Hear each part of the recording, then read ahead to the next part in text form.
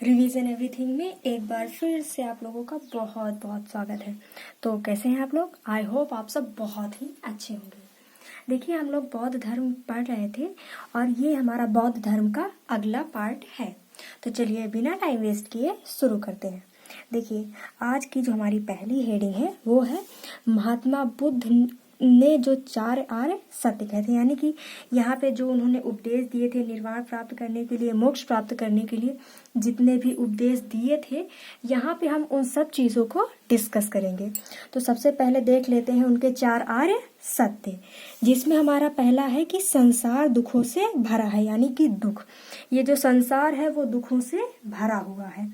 इनका दूसरा आर्य सत्य है हर दुख का कोई ना कोई कारण है, यानी कि दुख समुदाय, हर दुख का कोई ना कोई कारण है। तीसरा है सभी दुखों का सबसे बड़ा कारण इच्छा है, यानी कि जो संसार है वो दुखों से भरा हुआ है और हर दुख का कोई ना कोई कारण है और सबसे बड़ा कारण यानी कि दुख का सबसे बड़ा कारण इच्छा है, जिसे दुख निरोध कहते हैं। और चौथा है इन इच्छाओं पर नियंत्रण पाया जा सकता है, यानी कि अगर आपको दुख दूर करना है तो इन इच्छाओं पर नियंत्रण प्राप्त करना पड़ेगा, जिसे दुख निरोध गामिनी प्रतिपदा कहते हैं। और इन्हीं सबको शॉर्ट में दुख समुदाय, दुख निरोध और दुख निरोध गामिनी प्रतिपदा कहते हैं। आई होप कि आपको 4 आर्य सत्य समझ में आ गए होंगे। अब अगला पॉइंट देख लेते हैं। इच्छाओं पर नियंत्रण पाने के लिए इन्होंने अष्टांगिक मार्ग बताए। अष्टांगिक मार्ग का मुख्य उद्देश्य था व्यक्ति को बीच के रास्ते से चलना चाहिए, ना ही सरल और ना ही कठिन। इन्होंने दुख से और इच्छाओं पर नियंत्रण प्राप्त करने के लिए अष्टांगिक मार्ग दिए। उसके अलावा इन्होंने 10 सील भी बताए हैं। तो चलिए हम 10 सील और अष्टांगिक मार्गों को देख लेते हैं। सबसे पहले हम देखते हैं 10 सील, जिसमें सबसे पहला है सत्य, यानी हमेशा सही बोलना।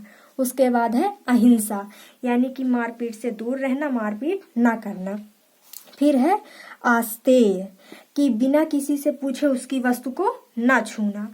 उसके बाद है अपरिग्रह, यानी जरूरत से ज्यादा इकट्ठा करके नहीं रखना चाहिए। फिर है ब्रह्मचर्य। उसके बाद है असमय भोजन न करना।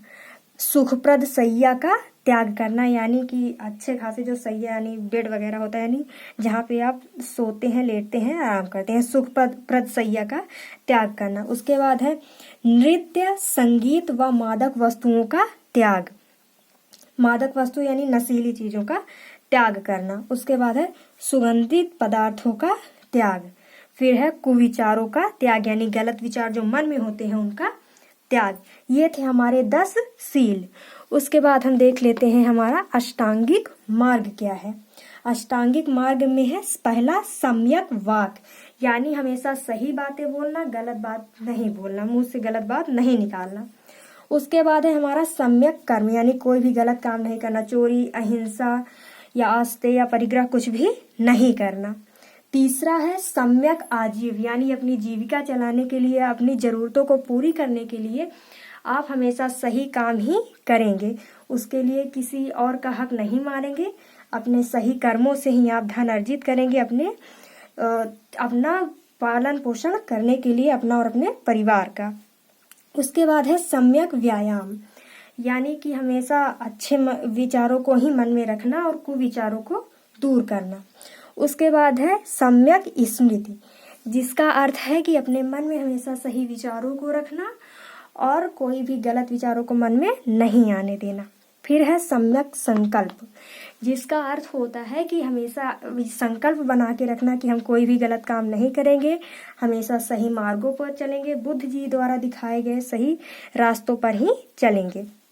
फिर है सम्यक समाधि, यानी सारा काम अच्छे से करने के बाद, अष्टांगिक मार्गों का पालन करने के बाद, सारा कुछ करने के बाद आप ईश्वर में विलीन हो जाएंगे और निर्वाण की प्राप्ति करेंगे। फिर है सम्यक दृष्टि, यानी सही चीजों को देखना, जो चीजें सही है उसको देखना, गलत चीजों को त्याग देना, जो यथार्थ है उसको ही देखना। इन सब के अलावा महात्मा बुद्ध ने 3 दर्शन दिए हुए हैं, जिनको देख लेते हैं। जिसमें सबसे पहला है अनेश्वरवाद, जिसका अर्थ है ईश्वर का कोई अस्तित्व नहीं है, यानी इन्होंने ईश्वर को नहीं माना कि ईश्वर का कोई अस्तित्व है। फिर है शून्यवाद, कोई भी व्यक्ति सर्वोपरि नहीं है और ना ही सर्वशक्तिमान है। कहने का अर्थ है कि सर्वोपरि यानी सबसे बड़ा, कोई भी व्यक्ति सबसे बड़ा नहीं है, ना ही सर्वशक्तिमान है यानी सबसे ज्यादा शक्तिशाली कोई भी नहीं है, यानी कि शून्यवाद। उसके बाद है क्षणिकवाद, संसार की सभी वस्तुएं कुछ ही समय के लिए हैं, इनका विनाश निश्चित है। क्षणिक यानी क्षण भर के लिए, थोड़े समय के लिए। संसार की कोई भी वस्तु हमेशा के लिए नहीं है, सब थोड़े समय के लिए ही है। तो आई होप कि आपको बौद्ध धर्म के जो बुद्ध जी ने सभी मार्ग बताए हैं निर्वाण प्राप्ति के लिए, मोक्ष के लिए, वो आपको समझ में आ गए होंगे। मिलते हैं नेक्स्ट वीडियो में। Thank you.